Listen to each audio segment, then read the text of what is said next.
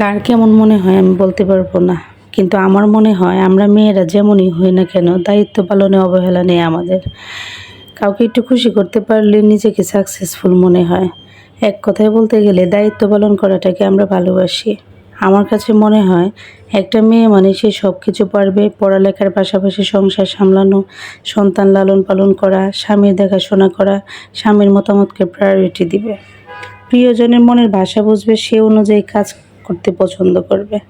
আমি মনে করি স্বামীকে খুশি করতে পারার অন্যতম মাধ্যম হলো রান্না।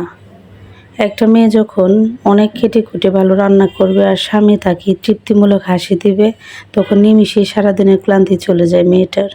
মনটা আনন্দে ভরে যাবে আর নিজেকে সাকসেসফুল মনে হবে। যদিও রান্না একটা শিল্প, মনোযোগ ছাড়া যেমন কোনো কাজ ভালোভাবে সম্পন্ন করা সম্ভব নয়, রান্নাটাও ঠিক তেমনই।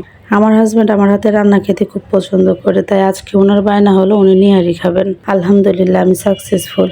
নিহারিটা নাকি অনেক মজা হয়েছে আর উনি তার তৃপ্তি নিয়ে খেয়েছেন। আপনারাও প্রিয়জনকে খুশি করতে মাঝে মধ্যে এমন রেসিপি করতেই পারেন, কেননা স্বামীদের আনন্দে একজন স্ত্রীর আনন্দ।